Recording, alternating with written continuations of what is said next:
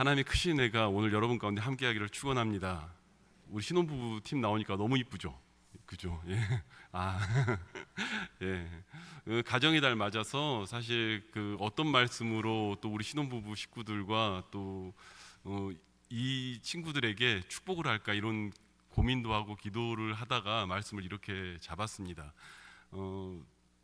제 입장에서는 뭐 제가 엄청난 뭐 더 높은 수준의 무슨 어떤 것을 말하는 것보다 이 친구들하고 대화를 나누거나 이러면 그냥 형으로서 신앙생활 조금 더 해보고 결혼생활 조금 더 해본 오빠로서 이렇게 대화를 나눌 때가 참 많습니다.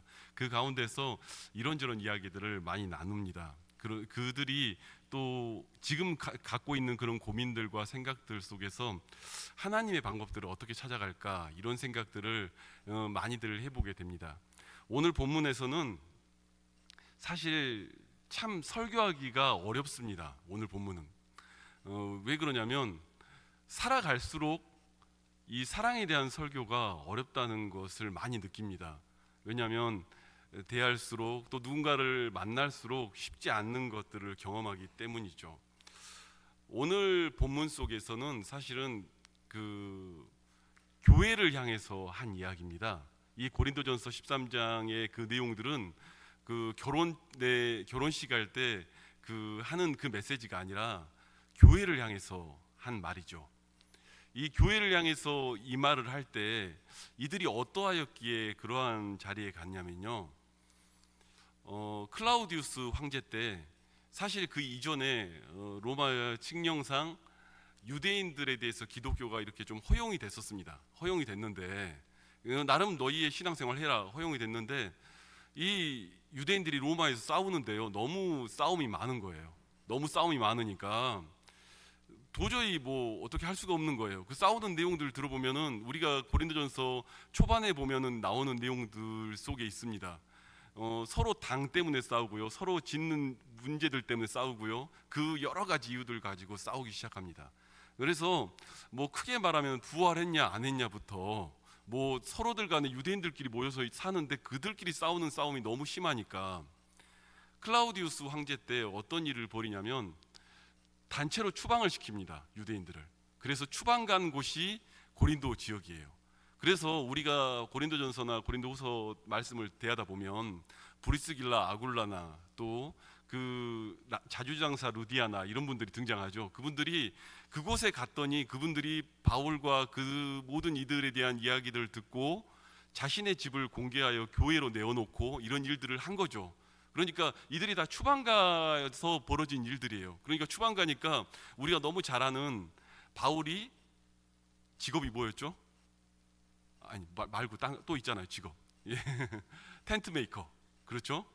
텐트 메이커를 했는데 실은 텐트 메이커가 그냥 텐트 메이커라고 우리가 생각을 하니까 조금 생소하게 느껴지는데 텐트 메이커라는 게 그겁니다. 그들이 다 추방가 되어서 이주를 했기 때문에 집을 짓는 일이 필요했던 거예요. 그러니까 다 그 모든 집이 텐트를 짓는 일이었던 거죠. 그래서 그 당시에 텐트 짓는 일을 배워서 텐트 짓는 자리로 들어갔던 겁니다. 그래서 이들이 겪는 상황들에 대해서는 사실 굉장히 많은 문제들이 있었습니다. 그래서 아리스토테네스는 헬라어를 통해서 이 부분을 표현할 때 뭐라고 표현하냐면 그 코린디아 제스타이라고 표현합니다. 그러니까 그게 무슨 말이냐면 고린도 사람처럼 행하다 이렇게 표현하는 내용이 있거든요. 고린도 사람처럼 행하다 그 말이 무슨 말이냐면 음란을 행하다 이렇게 말한 거예요. 그들이 바닷가 동네에 살았고 여러 문제가 있었고 고린도 교회에 여러 가지 이야기들이 있었기 때문에 겪는 일들이 너무 많았던 거죠. 그들이 겪던 이야기들 속에 그 음란이라는 부분들이 당연히 존재했고 그 문제들에 대해서 일이 있던 것이죠. 그래서 성경에서 이 사랑에 대해서 그리고 또 하나님의 이야기에 대해서 쭉 다시 풀어서 고린도전서에서 이야기하고 있고 그 교회의 문제들에 대하여 하나하나 다루고 있습니다. 그런데 제가 신혼부부 이렇게 특송도 하고 또 가정의 달에 가정에 대한 이야기를 하는데 왜 이 부분을 가지고 또 이야기를 드리느냐? 여러분 첫 가정이 교회입니다. 아멘이세요? 아담과 하와의 첫 가정이 실은 교회입니다. 그리스도가 머리가 된 교회가 되는 것이 가장 처음 되는 모습인 것이죠. 그러면 여러분, 그 가정을 이룬다는 것은 그 가정 속에서 내가 주인이 아니라 그리스도가 주인이 되어 우리 가정을 통치한다, 이것을 고백하는 것이죠. 그래서 이 이야기들을 나누면서 제가 이 말씀을 드리면서 여러분에게 나누고 싶은 이야기가 뭐냐면, 사랑에 대한 이야기를 쭉 하고 있는데요, 이 사랑이란 이야기들 속에서 우리가 생각하며 받아들일 것이 있습니다. 그러면 이 반대가 바로 음란이겠죠. 솔로몬이 잠언에서 음란에 대하여 심각하게 한 얘기가 있습니다. 물론 자신은 그 많은 처첩과 비빈을 뒀지만 그 아들에게, 야, 인생은 이렇게 사는 게 아니야. 인생은 이렇게 사는 게 아니야. 어떻게 살아야 하느냐 하면서 잠언에서 이야기를 하죠. 그래서 젊을 때 구한 너의 아내를 버리지 말고, 이 얘기를 하면서 잠언 5장 말씀을 제가 잠깐 여러분하고 나눠보겠습니다. 5장 15절에서 19절까지 말씀입니다. 잠언 5장 15절에 19절 말씀, 앞에 나오는데요, 저와 함께 교독하시겠습니다. 제가 먼저 읽겠습니다. 너는 내 우물에서 물을 마시며 내 샘에서 흐르는 물을 마시라.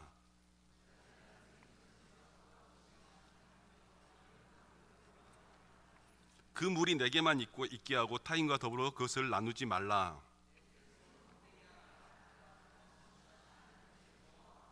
그는 사랑스러운 암사슴 같고 아름다운 노루 같으니 너는 그의 품에 항상 족하게 여기며 그의 사랑을 항상 연모하라.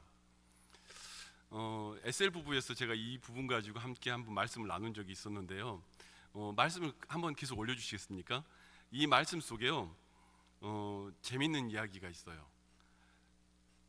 그 한글 성경으로 보면 이게 그렇게 안 보이는데 히브리어로 보면은 조금 다르게 보이는 것이 있습니다.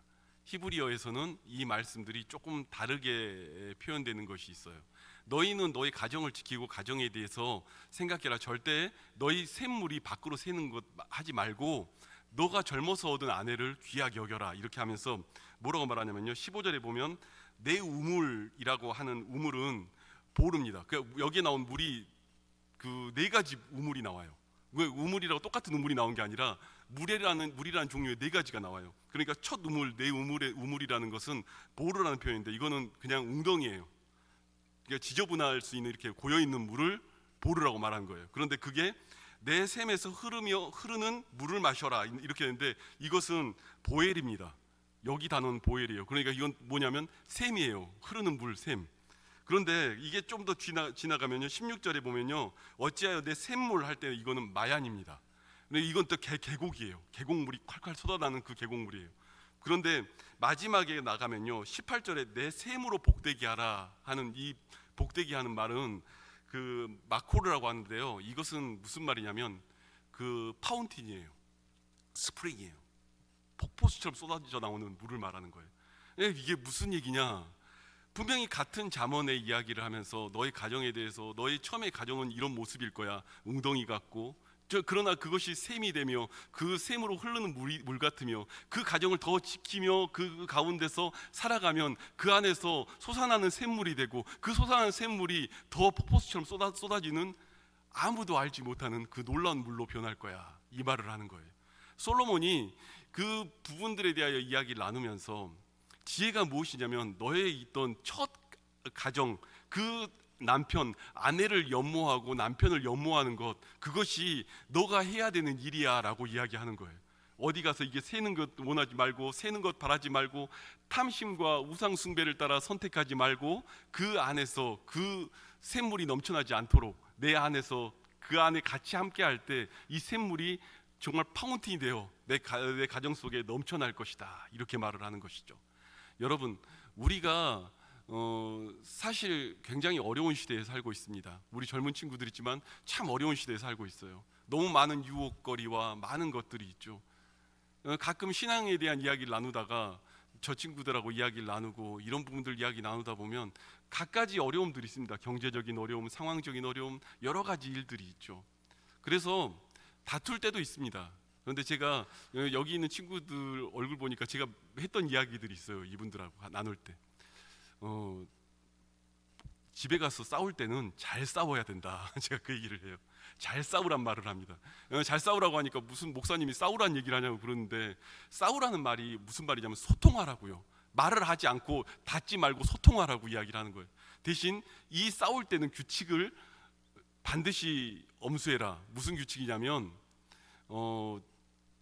절대 인신공격을 해서 나중에 도구로 남는 말을 남기지 말고, 두 번째, 부모님 안부 묻지 말고. 제가 그 얘기를 항상 합니다. 싸울 때 규칙은 그거는 정해놓고 마음껏 싸워라. 그리고 잘 싸우고 그것이 너무 오래가지 않도록, 해가 지도록, 분을 품지 말도록 그것을 마무리해라 얘기를 하죠. 싸우는 법에 대해서 이야기를 하니까 제가 이렇게 표현을 하지만, 사실은 그 싸움 속에서 우리가 서로 대화를 하며 소통하라는 얘기지, 그것이 단순한 싸움으로 끝나는 것으로 머물지 말라고 저는 이야기하는 것입니다. 여러분, 우리의 가정을 지키고 가정을 세우는 일들 속에 하나님이 그 가운데 정말 폭포수 같은 생수의 강이 흘러넘치기를 축원합니다. 각 가정마다 그 폭포수와 같은 생수가 넘쳐나고, 또 정말로 알지 못한 그 비밀과 그 은혜가 우리 가운데 넘쳐나기를 바랍니다. 사실 하나님이 오늘 우리를 붙잡고 일하시는 그 복이 가정을 통해서 주어주는 것이죠. 여러분, 그 복이 교회를 통해서 흘러나는 것 아니겠습니까?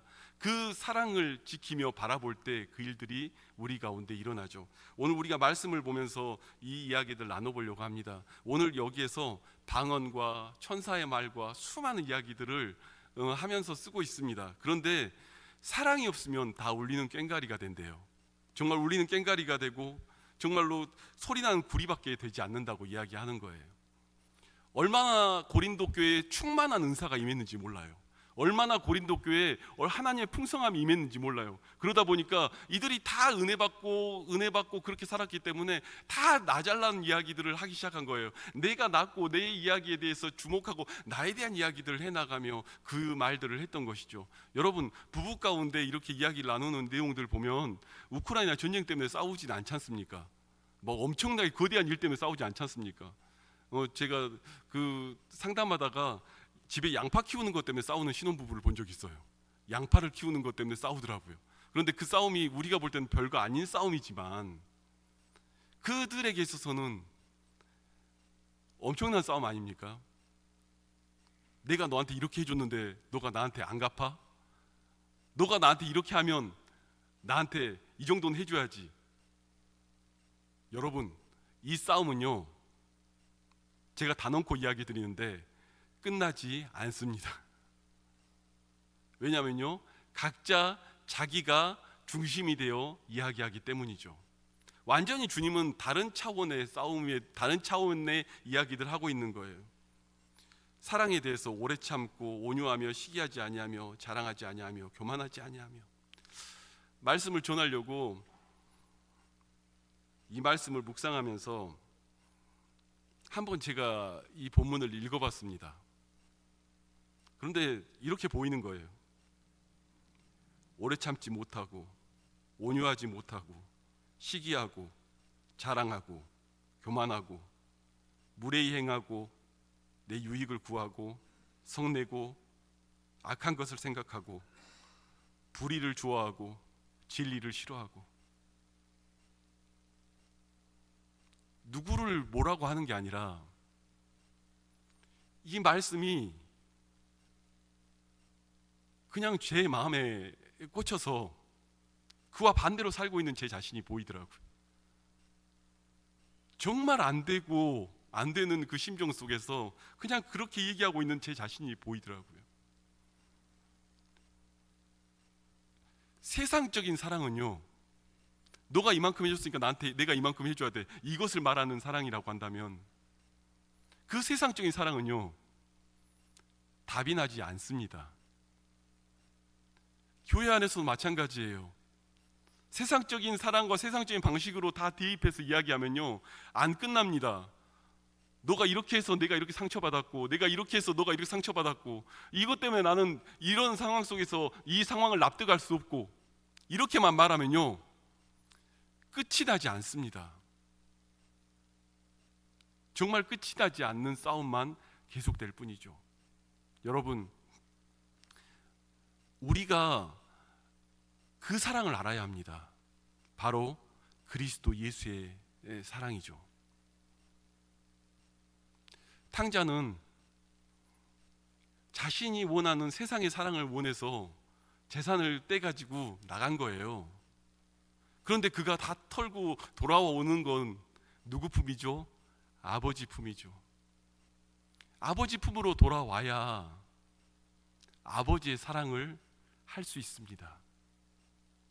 그리스도 예수의 사랑을 알아야 그리스도 예수의 사랑으로 누군가를 사랑할 수 있는 것이죠. 사랑에 대해 설교한다는 것이 참 어렵습니다. 조심스럽고.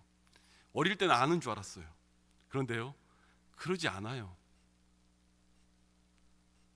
이 모든 말씀들이 하나도 내가 지켜지지 않는 것을 발견하게 됩니다. 여러분, 우리의 힘으로는 원수를 사랑할 수 없습니다. 우리의 힘으로는 죄인을 용서할 수 없습니다. 그 누구도 그게 되지 않습니다. 그러나 여러분, 오늘 희망을 저버리지 않을 것은 한 가지 비밀이 있습니다. 성령 하나님께서 오늘 여러분 가운데 역사하시면 여러분을 그리스도 예수께로 인도하실 것이고, 그 사랑을 경험하게 될 것이고, 그 사랑은 여러분의 삶을 바꿔놓을 것이고, 그 성령의 충만만이 내 가정 속에 그리스도가 머리가 되며 통치하는 것을 인정하게 될 것입니다. 성경의 모든 이야기들이 다 그 얘기예요. 하나님 앞에 설득당하지 않으려고 발악하는 인간, 하나님은 설득하시기 위하여 주의 말씀을 주는 이야기, 그 앞에서 날마다 고민하는 거죠. 오늘 새벽에도 말씀 읽다가 많이 울었어요. 그럴 수밖에 없는 것이, 맞습니다 주님, 나는 그런 사람입니다. 주님이 제 심정의 회개에 대하여 말씀하실 때 참 싫더라고요. 그걸 인정하기가. 부대끼며 결론을 낸 것이, 맞습니다 주님, 난 그런 사람 맞습니다. 맞습니다 주님, 내가 악한 존재 맞습니다. 그 모습 앞에 서게 되더라고요. 여러분, 우리 가정을 지킬 수 있는 것이요, 우리의 교회를 지킬 수 있는 것이요, 방법도 법도 규칙도 아닙니다. 성령이 역사를 해줘야 여러분의 마음이 그리스도 예수께로 가고요, 그분의 그 깊이 있는 그 사랑을 알아야, 그냥 아는 것으로 끝나는 것이 아니라 내 사건이 돼야 내가 그 마음으로 누군가를 품고 사랑할 수가 있는 것입니다. 여러분, 성령님이 역사하지 않으면 우리는 누구도 사랑할 수 없습니다. 우리가 그것 먼저 인정하게 돼요. 하나님, 내 안에는 사랑이 없습니다. 하나님, 내 안에는 사랑이 없습니다. 성령님이 역사해 줘야만 내가 주님의 마음으로 사람들을 보게 되고 주님의 마음으로 그 앞에 나아가게 됩니다.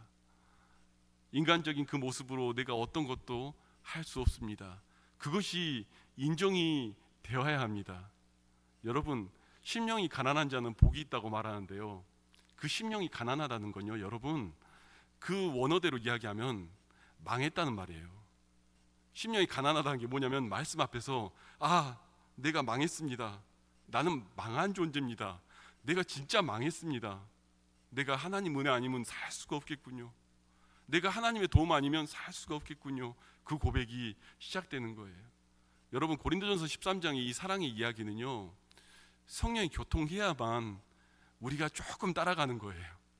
성령이 교통해야만 그 안에서 이 주변 주어져 있는 많은 문제들, 이 주어져 있는 많은 분쟁의 이야기들을 넘어서서 품을 수 있는 거예요. 가정들마다 너무 답으로 이야기 드려서 죄송합니다만, 그 문제들이 있는 것, 그 모든 것들이요, 여러분, 사랑해야, 성령이 역사해야 그 모든 일들을 감당해 나갑니다. 사실 이 사랑에 대한 설교하기가 참 어려운 게 제 아내가 뒤에 앉아있기 때문이죠. 안 되니까요. 진짜 안 되니까요. 제가 저희 아내를 처음 만나고 그 시절 앞에 놓여 있을 때, 사실 저는 복음 증거하는 그냥 전도자였기 때문에 거지였습니다. 그런데 기억 남는 일이 있어요. 저희 안에 담당 목사님이 그 남자 만나지 말라고 그랬어요. 그러잖아요. 정말 아무것도 없는 거지 전도자에 불과한 사람인데. 근데 그 목사님께 제 아내가 했던 말이 있습니다. 나는 사람들의 말을 듣고 사람을 선택한 게 아니라 그 형제 중심에 하나님을 보고 선택했습니다. 이렇게 고백을 해줬어요. 야, 이런 믿음의 여자가 어디 있나 이런 생각이 들어서 살았는데, 시간이 흐르고 나서 보니까요, 또 제가 제 아내를 품어야 할 일도 또 있더라고요. 예전에는 와, 이런 사람이 어디 있나 이렇게 생각하며 내가 복받았다 이렇게 생각하며 살았는데, 시간이 흐르고 나서 보니까 부족함도 보이고, 아, 나도 이 사랑을 하며 품어야 되고 이해하며 들어야 되는 자리들이 있구나 하는 것들이 보이더라고요. 여러분, 오늘 우리가 주님의 사랑이 아니면 그 사랑을 알 수가 없습니다. 성령님이 오늘 이 밤에 여러분의 가정 가운데 역사하기를 축원합니다. 여러분 가정 가운데 그리스도가 머리가 되기를 축원합니다. 여러분 가정 가운데 주님이 역사하셔서 화평의 은혜가 넘쳐나기를 축복합니다. 우리 함께 찬양하심으로 하나님 앞에 나아가겠습니다.